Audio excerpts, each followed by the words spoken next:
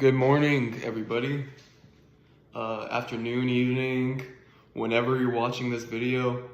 Today I wanted to talk about pride and how it can destroy your life and why you should get rid of it at this moment and how to. So first, let's talk about pride. Pride is basically you thinking you're better than everyone else. There could be subtle forms of pride. There could be big forms of pride. There could be even middle forms of pride. There's good pride and there's bad pride. It does not serve you. And if you believe in God, you should ask the Lord to serve you, not yourself. For the Lord will always be there for us. You need to be there for yourself too. No matter what you do, I really think making this video, it makes the devil boil. It makes his blood boil. If the devil even has blood. I mean, he's pretty cold-hearted. It makes him so upset and angry. I do this in Jesus' name because who am I to fear the devil, right? Anyways, pride is very bad for you because it will take control of your entire life. In ways it can, it makes you limit your blessings. You already have blessings, yes. But the prideful people, they're always arrogant. Always. And arrogance produces ignorance. It can go both ways. Ignorance produces arrogance. But you know where that all comes from? Pride. That's why you need to stop it. I'm about to tell you why. Just stay to the end of the video. I personally have struggled with pride my whole life. I still kind of do, here and there. But I help those who struggle with it as well to stop struggling with it.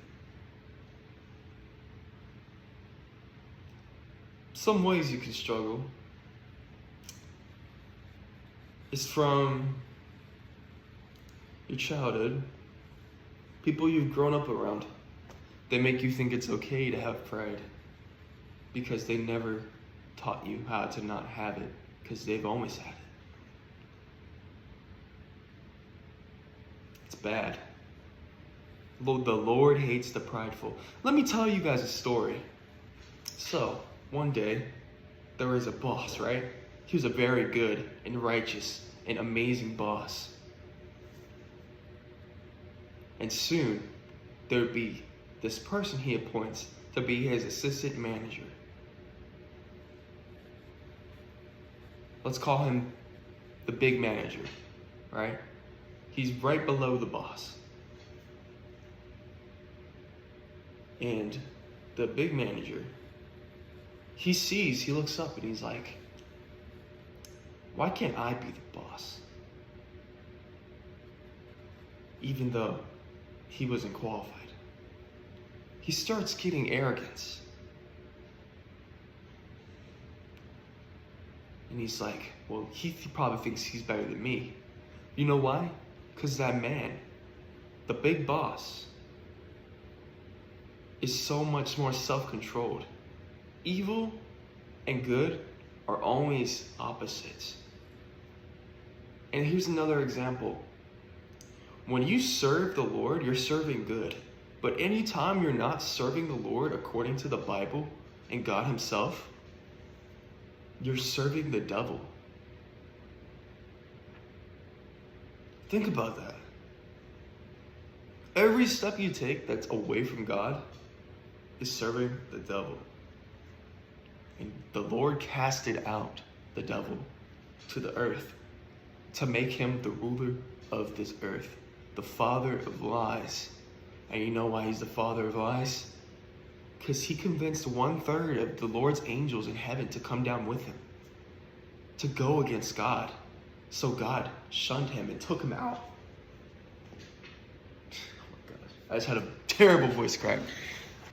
The devil took 1/3 of the Lord's angels with him down to earth 1/3. That is why he's called the father of lies. And he's probably telling you lies right now if you don't know about God, about Jesus Christ, the man that God sent down to die for our sins on that cross. He sent him down for us.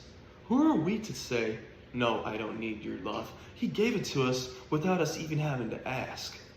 It's like a free gift, guys. We're already saved. We're already saved, and the devil's telling you no. You have to live like this through works. Through works. I mean, I need to work on my pronunciation a little. See, that's humility. Humility is what I just did. I admit, hey, I'm not perfect. I admitted my mistakes and what I need to work on. That's the first step, guys. The first step to overcoming pride. The first step. Another step, we'll get to it later. Just keep watching. Let me get back to the story. The big boss saw one day he convinced, and by he I mean the manager he had, convinced the rest of the 1/3, just like the angels that the Satan convinced, he convinced them to go against the boss. They're not doing their papers, they're protesting. And the big boss is like, why would you betray me?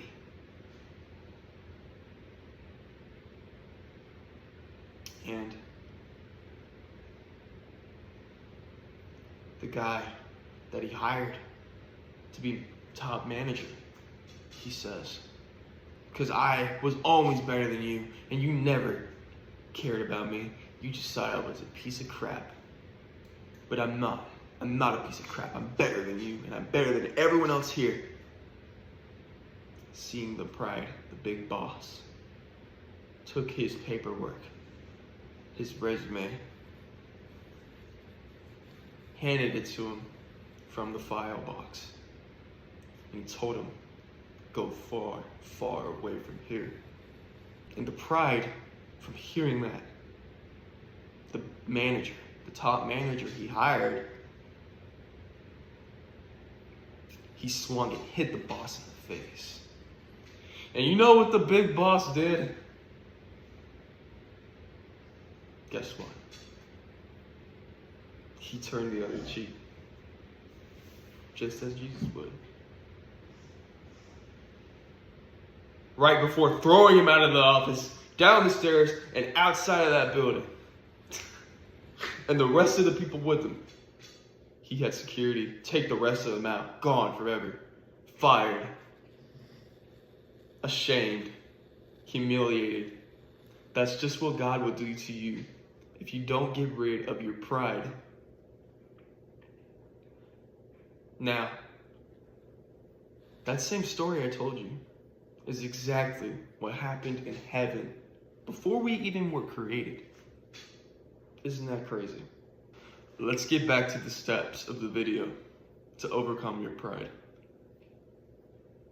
The first step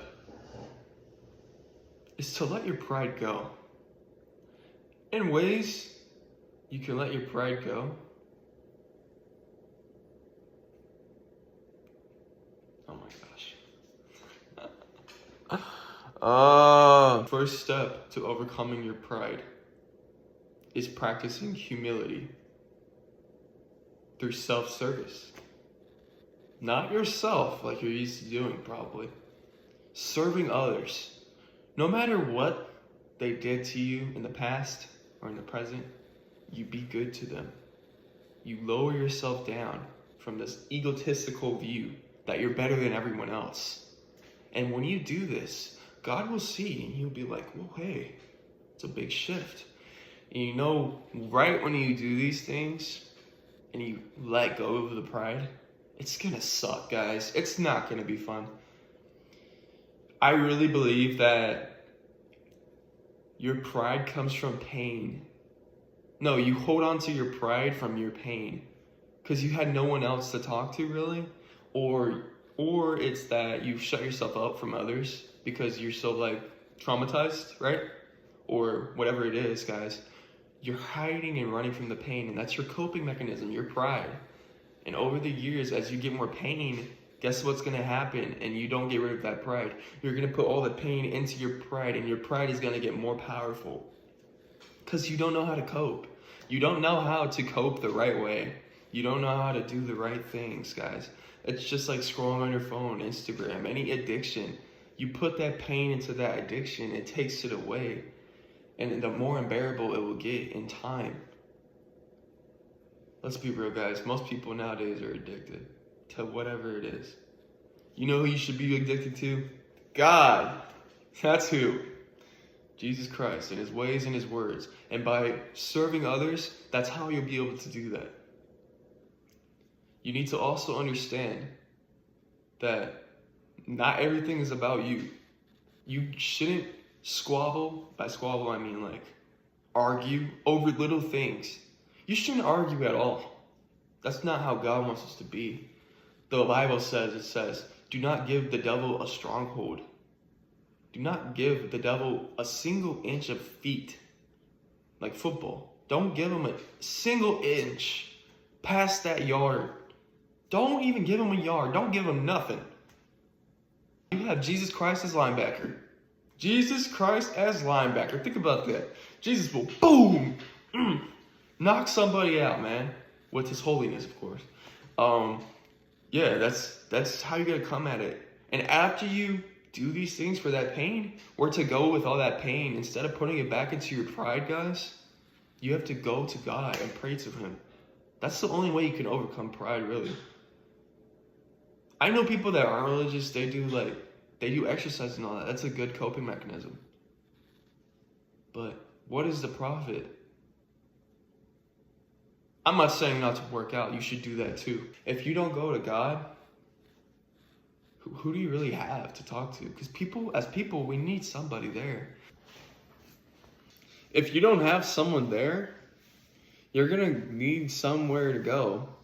And it's not going to be a good place, most likely. If it's not God, if you're not going to God, you're honestly just going to what the devil has to offer, in my honest opinion.